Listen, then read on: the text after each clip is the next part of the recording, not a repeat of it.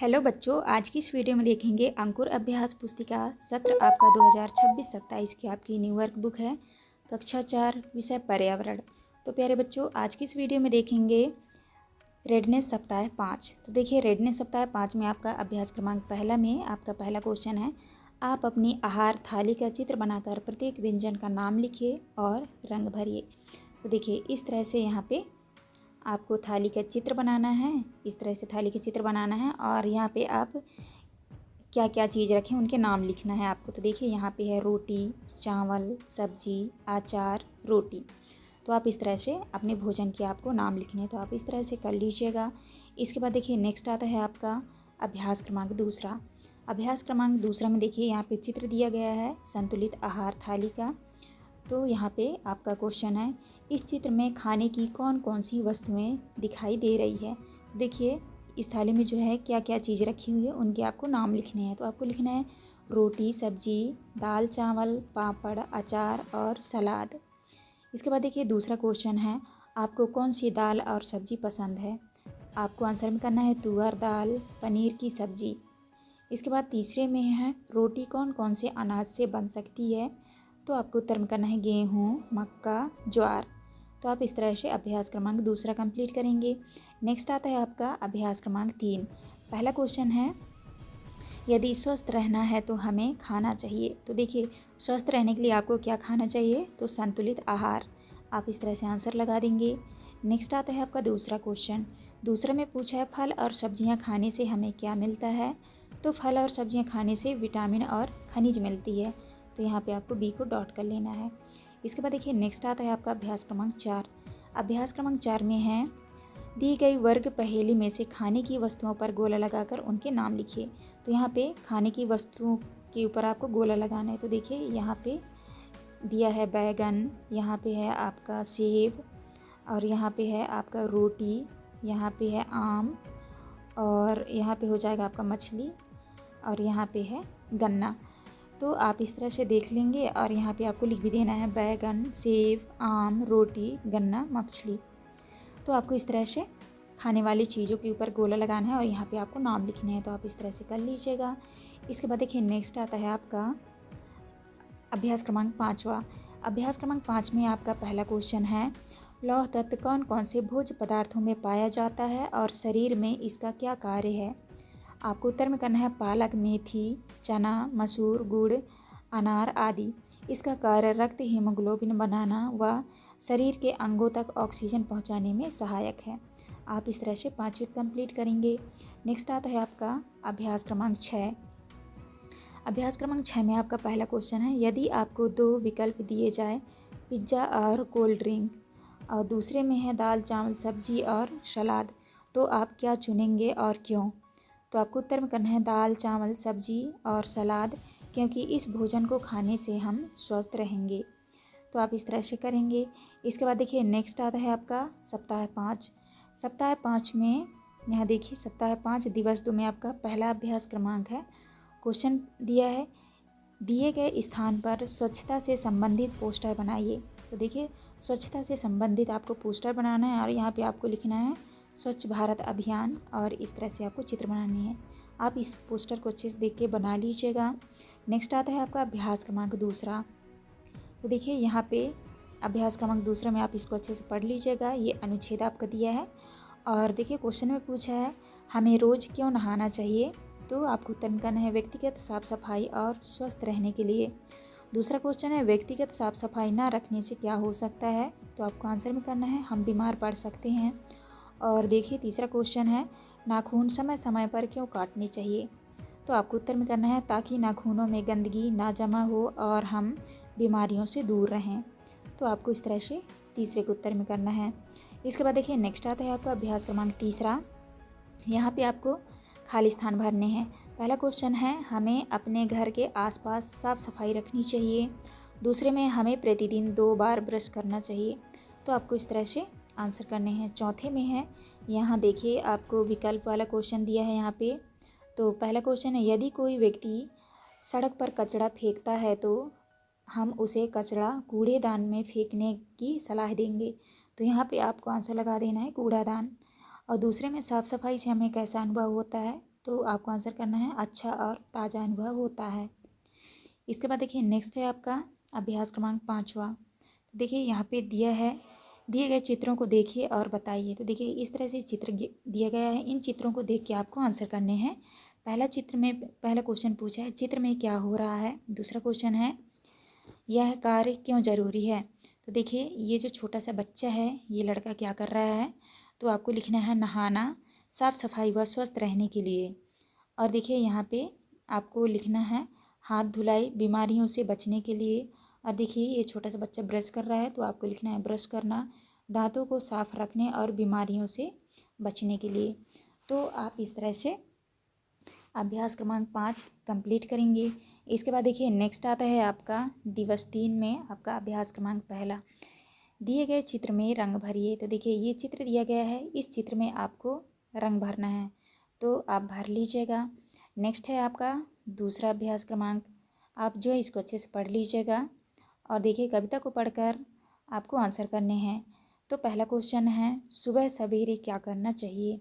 तो आपको उत्तर में करना है सुबह सवेरे योग व व्यायाम करना चाहिए। और दूसरा क्वेश्चन है बीमारियां कैसे दूर भागेंगी। आपको उत्तर में करना है प्रतिदिन संतुलित भोजन खाने और व्यायाम करने से।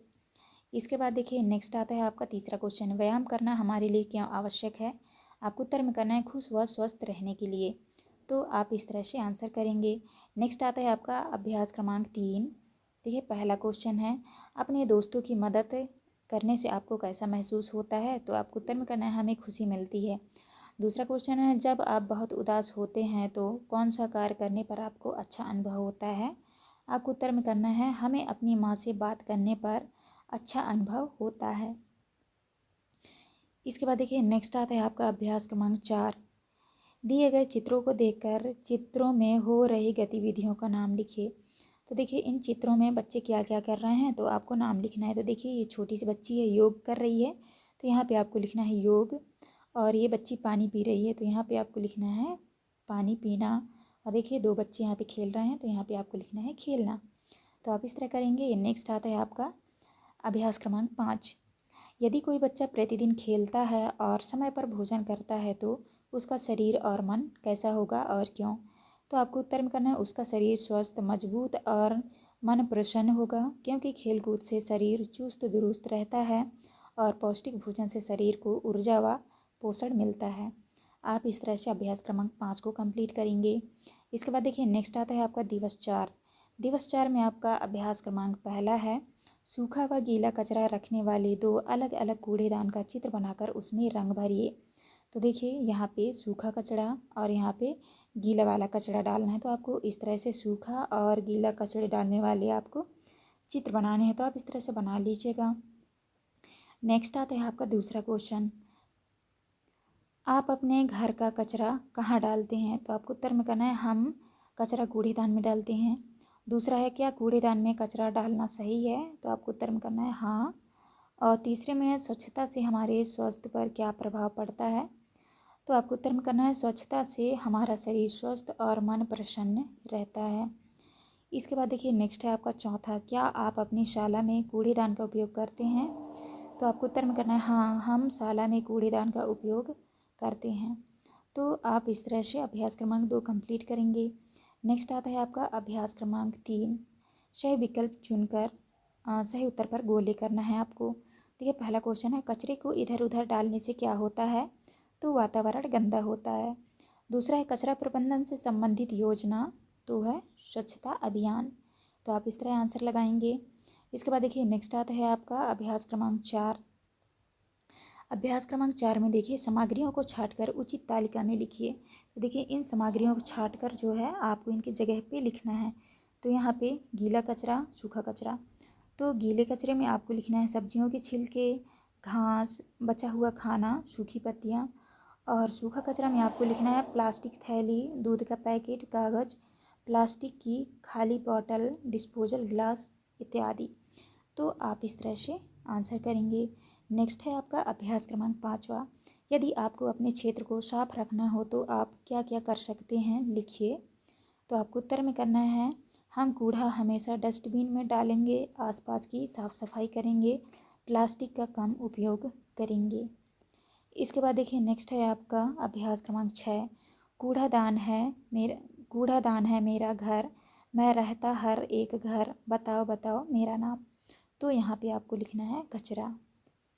इसके बाद देखिए नेक्स्ट है आपका दिवस 5। दिवस 5 में आपका अभ्यास क्रमांक पहला है, एक ऐसी वस्तु का चित्र बनाओ जो अनुपयोगी वस्तुओं से बनाई गई हो। उदाहरण के लिए प्लास्टिक बोतल से बना गमला, खाली डिब्बे से बना पेन स्टैंड आदि। तो आपको देखिए इस तरह से आपको बनाने हैं, तो आप इस तरह से बना लीजिएगा। इसके बाद देखिए नेक्स्ट आता है आपका अभ्यास क्रमांक दूसरा। पहला क्वेश्चन है प्लास्टिक की बोतल में पौधे लगाए जा सकते हैं, तो यहाँ पे बोतल लिखना है। दूसरा में टूटी हुई बाल्टी को कचरा रखने के लिए उपयोग में लाया जा सकता है, तो यहाँ पे आपको भरना है कचरा। 3 में है यहाँ पे विकल्प वाले क्वेश्चन है आपके, अपशिष्ट का पुनः उपयोग करने से क्या होता है, तो आपको उत्तर में करना है अपशिष्ट घटता है।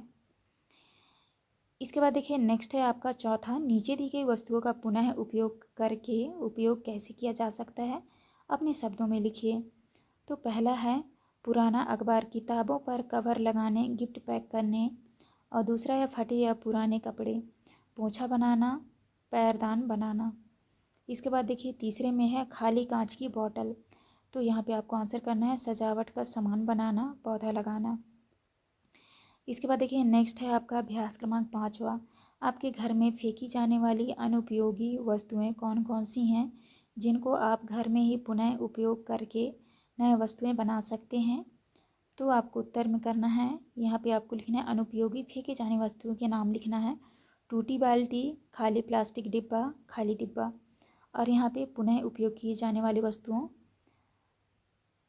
तो यहाँ पे आपको लिखना है कूड़ादान बनाना, गमला बनाकर पौधा लगाना और ब्रश स्टैंड। तो आप इस तरह से कंप्लीट करेंगे।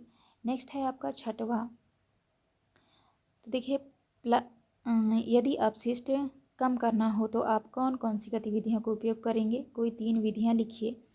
तो पहला विधि है कम उपयोग, ऐसी वस्तुओं का उपयोग नहीं करेंगे जिनसे अधिक कचरा फैलता है। और दूसरा में है पुनः उपयोग, पुरानी वस्तुओं का दोबारा उपयोग करेंगे।